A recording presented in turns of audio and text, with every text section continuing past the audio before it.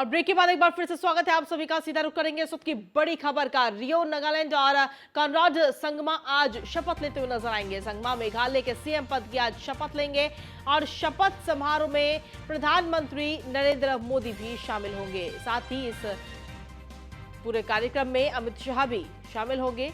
आपको बता दें कि पूर्वोत्तर के दो राज्यों नागालैंड और मेघालय में आज शपथ ग्रहण समारोह होगा, जहां एनडीपीपी के नेफ्यू रियो और एनपीपी के कॉनराड संगमा क्रमशः नागालैंड और मेघालय के मुख्यमंत्री पद की शपथ लेंगे। पीएम मोदी पूर्वोत्तर के 3 राज्यों के दौरे पर आज नागालैंड की राजधानी कोहिमा पहुंचेंगे। यहां नागालैंड और मेघालय की नवगठित सरकार के शपथ ग्रहण समारोह में भी वो शामिल होंगे। साथ ही एनडीपीपी के नेफ्यू रियो तो मेघालय में एनपीपी नेता कॉनराड संगमा के नेतृत्व में सरकार का आज गठन होगा। नागालैंड में एनडीपीपी और बीजेपी गठबंधन ने इस बार के विधानसभा चुनाव में वापसी की है। प्रधानमंत्री यहां नेफ्यू रियो की सरकार के शपथ ग्रहण समारोह में हिस्सा लेने के लिए पहुंचेंगे। और साथ ही आपको बता दें कि प्रधानमंत्री नरेंद्र मोदी मेघालय में एनपीपी के साथ बीजेपी गठबंधन के शपथ ग्रहण समारोह में हिस्सा लेंगे। साथ ही आज प्रधानमंत्री गुवाहाटी में भी प्रवास करेंगे। इस दौरान वो यहां बीजेपी के मंत्रियों और वरिष्ठ नेताओं से मुलाकात करेंगे। इस बार विधानसभा में सबसे ज्यादा राजनीतिक दलों ने चुनाव लड़ा और जीतकर भी आए, और इसके बावजूद नागालैंड विपक्ष रहित सरकार की ओर बढ़ रहा है। लगभग सभी दलों ने राष्ट्रवादी लोकतांत्रिक प्रगतिशील पार्टी बीजेपी गठबंधन को बिना शर्त समर्थन दे दिया है। अधिक जानकारी के साथ संवाददाता पीयूष तिवारी जुड़ गए फोन लाइन पर। पीयूष, क्या कुछ अपडेट है आपके पास?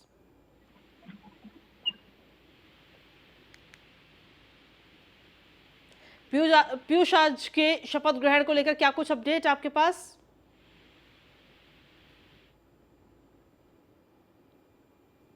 चलिए, हमारा संपर्क अभी उनसे नहीं हो पा रहा है, एक बार फिर से संपर्क साधने की कोशिश करेंगे। तो आज शपथ ग्रहण समारोह है। मेघालय में नई सरकार का आज गठन होगा।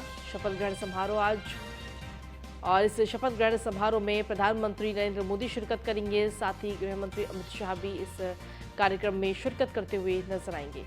रियो नागालैंड और कॉनराड संगमा आज शपथ लेंगे। आपको बता दें कि संगमा मेघालय के सीएम पद की शपथ आज लेते हुए नजर आएंगे। तो शपथ ग्रहण समारोह आज रियो नागालैंड और कॉनराड संगमा आज शपथ लेंगे। बड़ी खबर आप तक पहुंचा रहे हैं। और इस पूरे शपथ ग्रहण समारोह जो पूरा कार्यक्रम है उसमें प्रधानमंत्री नरेंद्र मोदी भी शामिल होते हुए नजर आएंगे। इसी के साथ में गृह मंत्री अमित शाह भी इस कार्यक्रम में शिरकत करेंगे।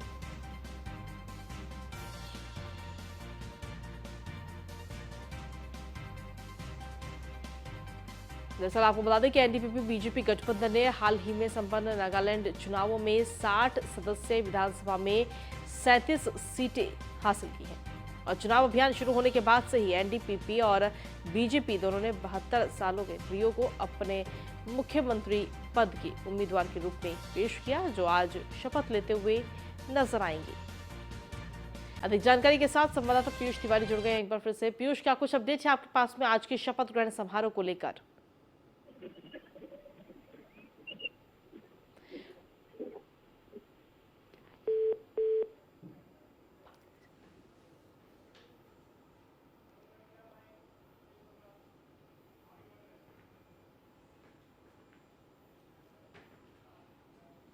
और इसी के साथ चलिए बुलेटिन में आगे बढ़ेंगे। अगली खबर का रुख करते हैं लखनऊ से, जहां पर जल्द ही भारतीय जनता पार्टी के पदाधिकारियों की सूची जारी होने जा रही है। होली के बाद में भारतीय जनता पार्टी अपने संगठन को लेकर ये लिस्ट जारी करेगी। संगठन पदाधिकारियों के पदों में कई बड़े और अहम बदलाव हो सकते हैं, जिसमें उपाध्यक्ष, महामंत्री, प्रदेश मंत्री, कोषाध्यक्ष, लगभग सभी मोर्चे में ये अहम बदलाव होने हैं। अध्यक्ष, मंडल अध्यक्ष समेत जिला अध्यक्ष पदों में भी बदलाव होगा। तो ये बड़ी खबर आप तक पहुंचा रहे हैं।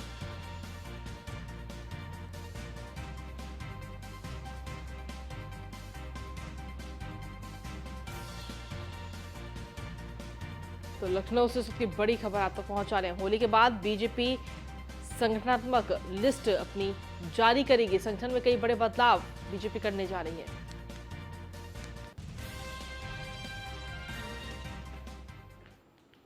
और अगली खबर भी लखनऊ से ही। समाजवादी पार्टी की राष्ट्रीय कार्यकारिणी की बैठक की तैयारियां इस वक्त शुरू हो चुकी है। दरअसल 17 से 19 मार्च के बीच में कोलकाता में राष्ट्रीय कार्यकारिणी की ये बैठक होने जा रही समाजवादी पार्टी की, जिसमें कार्यकारिणी की बैठक में लोकसभा चुनाव की रणनीति कहीं ना कहीं बनेगी। पार्टी की रीति नीति में बदलाव पर भी चर्चा की संभावना है। साथ ही कार्यकारिणी की बैठक में 20 प्रदेशों के अध्यक्ष भी हिस्सा लेंगे।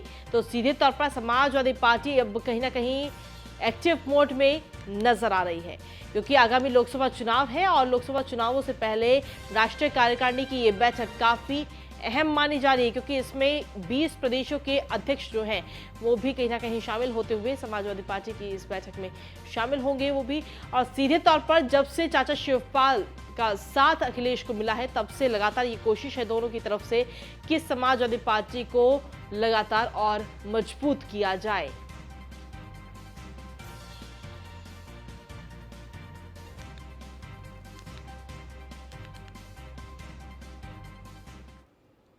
वहीं मेरठ में होली के मौके पर थाना परीक्षितगढ़ पुलिस ने बड़ी कार्रवाई की करते हुए अवैध शस्त्र फैक्ट्री का खुलासा किया, जिसकी जानकारी एसपी देहात ने पुलिस लाइंस में प्रेस कॉन्फ्रेंस करके दी। बता दें कि जंगल में गन्ने के खेत में छापा मारकर पुलिस ने 3 अभियुक्तों को गिरफ्तार किया। बताया जा रहा है कि लंबे समय से जंगल में अवैध असलाह फैक्ट्री चलाई जा रही थी।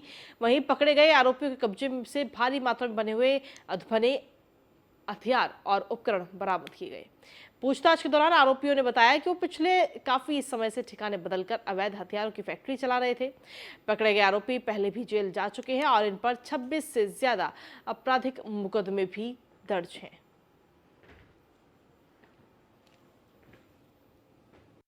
होली से पहले मेरठ पुलिस ने शस्त्र फैक्ट्री का फंडाफोड़ किया है। गन्ने के खेत में अवैध शस्त्र फैक्ट्री चल रही थी। हमारे साथ फिलहाल खास बातचीत करने के लिए एसपी ग्रामीण अनिरुद्ध कुमार है। सर, किस तरह से ये फैक्ट्री चल रही थी, कितने दिन से फल फूल रही थी और कितने आरोपियों को गिरफ्तार किया है? आज थाना परीक्षितगढ़ पुलिस को एक उल्लेखनीय सफलता मिली है। आज सूचना मिली थी कि एक गन्ने के खेत में परीक्षितगढ़ थाना क्षेत्र में ही एक गन्ने के खेत में एक कुछ लोग हैं जो इस शस्त्र फैक्ट्री का संचालन कर रहे हैं। तत्काल पुलिस सक्रिय हुई और वहां पर मौके पर पहुंची, तो वहां पर जो दबिश में 3 लोगों की गिरफ्तारी की गई और उनके पास से 7 निर्मित तमंचे और इसके अलावा कई सारे अर्धनिर्मित और बनाने के सामान बरामद हुए हैं।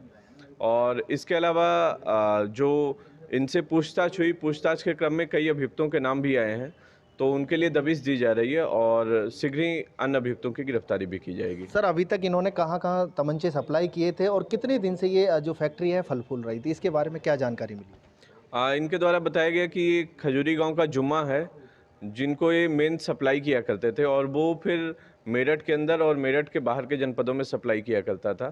तो अभी जुम्मे की गिरफ्तारी के लिए दबिश दी गई है, लेकिन अभी जुम्मा फरार है।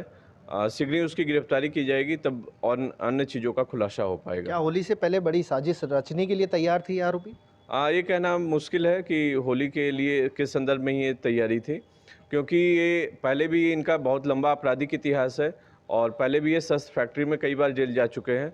तो ये लगातार ये शस्त्र फैक्ट्री का संचालन, जब भी ये जेल से छूटकर आते हैं तो ये मौका निकालकर शस्त्र फैक्ट्री का संचालन कर देते हैं और इस तरीके का अवैध शस्त्र निर्मित करते रहते हैं।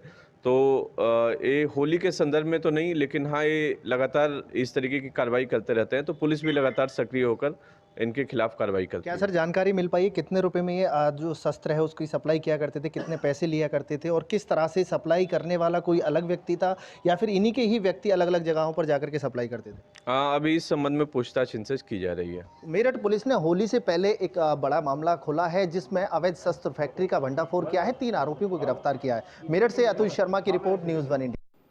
वहीं मेरठ के चौकी माचरा के ग्राम अमहेड़ा सानी गांव में मुस्लिम बच्चों ने अपने पिता के कहने पर होलिका में आग लगा दी। ग्रामीणों ने बच्चों को दबोच लिया और हंगामा शुरू कर दिया। पुलिस को देखकर आरोपी अपने बच्चों को छोड़कर फरार हो गए। इसके बाद दोनों पक्ष आमने सामने आ चुके हैं। ग्राम का माहौल बिगड़ता हुआ देख पुलिसकर्मी मौके पर पहुंचे और दोनों पक्षों को शांत कराया गया।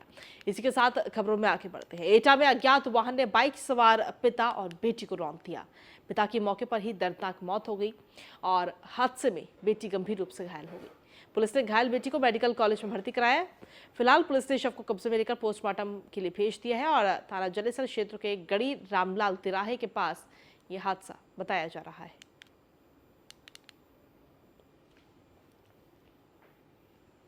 अगली खबर है बागपत से, जहां पर भारतीय जनता पार्टी के नेता के चाचा की हत्या से हड़कंप मच गया। धारदार हथियार से बुजुर्ग की हत्या की गई है। गांव के ही दबंग युवक पर हत्या का आरोप है।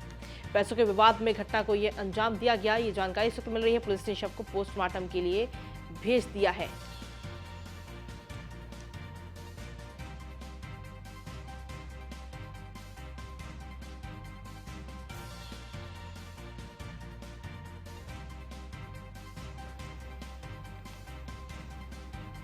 तो बागपत इलाके के पावला गांव का ये पूरा मामला इस वक्त बताया जा रहा है। हालांकि पुलिस ने शव को पोस्टमार्टम के लिए भी भेज दिया है। पूरा मामला बागपत से ये सामने आया है, जहां भारतीय जनता पार्टी के नेता के चाचा की हत्या से इस वक्त हड़कंप मचा हुआ है। जानकारी मिल रही है कि पैसों के विवाद में इस घटना को अंजाम दिया गया है और गांव के ही दबंग युवक पर हत्या का ये आरोप है।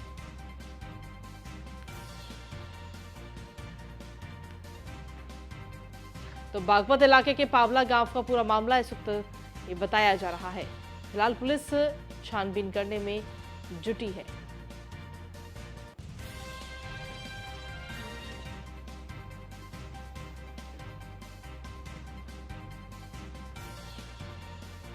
अधिक जानकारी के साथ संवाददाता विकास शर्मा जुड़ गए फोनलाइन पर। विकास, क्या कुछ ताजा अपडेट है आपके पास में इस पूरे मामले को लेकर? पुलिस की जो छानबीन कर रही है वो कहां तक पहुंची?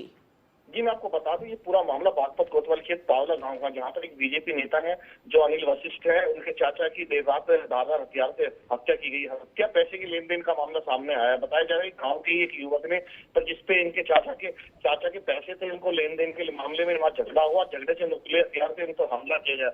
हमले के बाद जो घायल थे नरेंद्र, उनको वहां जिला अस्पताल में भर्ती कराया, जहाँ उनकी हालत गंभीर होने के कारण उन्हें हायर सेंटर के लिए रेफर कर दिया गया था। इनकी हालत गंभीर होने के बाद उनकी मौत हो गई थी। उन्हें पुलिस ने सबको कब्जे में लेकर पोस्टमार्टम के लिए भेज दिया है। जो आरोपी है विक्की, से अरेस्ट कर लिया गया है। जी चलिए, शुक्रिया तमाम जानकारी देने के लिए विकास।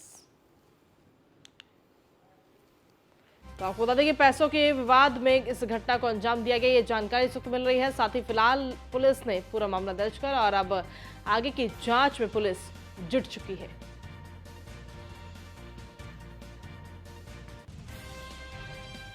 और अगली खबर का रुख करते हैं फर्रुखाबाद से, जहां पर कोल्ड स्टोरेज में ट्रिपल मर्डर से सनसनी फैल गई है। माफ कीजिएगा, ट्रिपल मर्डर की अफवाह इस वक्त फैली है वहां पे। और सूचना पर पहुंची पुलिस को मौके से कपड़े भी मिले। सपा नेता के कोल्ड ऑफिस से लेटर भी बरामद हुआ है। युवती के संदिग्ध कपड़े, आभूषण मौके से बरामद किए गए। सपा नेता के पुलिस कर्मियों से नोकझोंक भी हुई।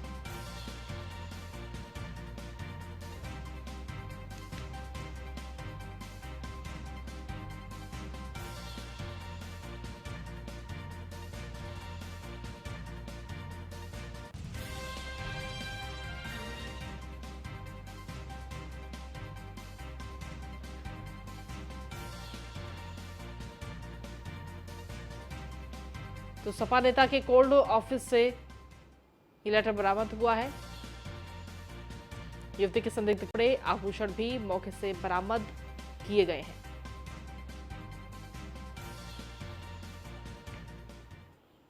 वहीं लखनऊ में बेसिक शिक्षा विभाग में होली का अवकाश जारी है। 9 मार्च को बेसिक शिक्षा विभाग के सभी विद्यालय बंद रहेंगे।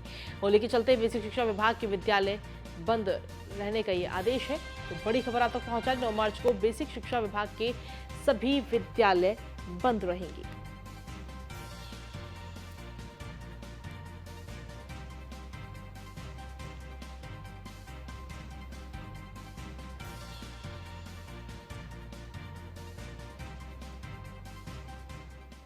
अगली खबर मुजफ्फरनगर से, जहां पर केंद्रीय मंत्री संजीव बालियान का बयान इस वक्त सामने आया। बुढ़ाना ब्लॉक में सम्मान समारोह के दौरान मंत्री जी ने यह बयान दिया। उन्होंने कहा कि ये हमारे अधिकारी, तुम्हें समझा दूं हिंदी में, 50 आदमी इकट्ठा हुए और भाग भाग के आना बंद करो। पुलिस प्रशासन को बुद्धि ठीक करने की भी उन्होंने चेतावनी दी।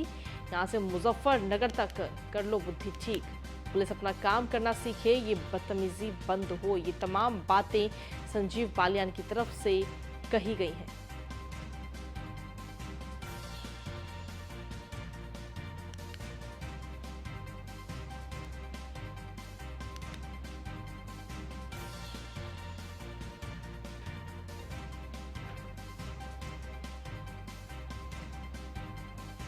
तो मुजफ्फरनगर से बड़ी खबर आप तक पहुंचा रहे हैं। केंद्रीय मंत्री संजीव बालियान का ये बयान इस वक्त सामने आया है।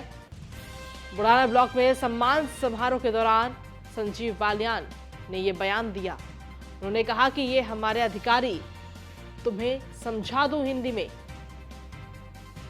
50 आदमी इकट्ठा हुए और भाग भाग के आना बंद करो। ये बातें संजीव बालियान की तरफ से कही गई।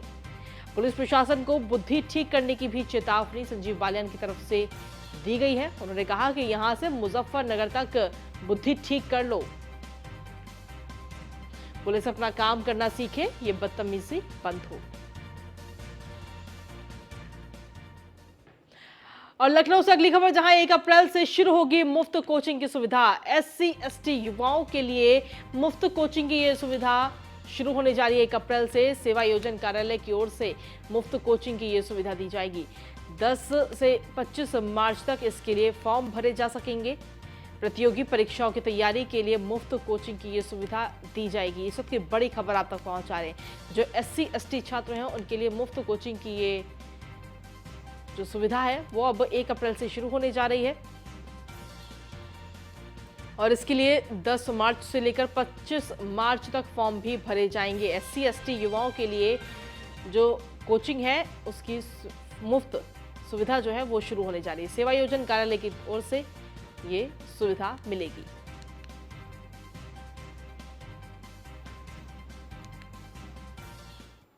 वहीं मेरठ में होली और शब बारात को लेकर जिलाधिकारी दीपक मीणा ने न्यूज़ 1 इंडिया से खास बातचीत करते हुए बताया कि 27 जवान और सेक्टर में बैठकर मजिस्ट्रेट ड्यूटी लगाई गई।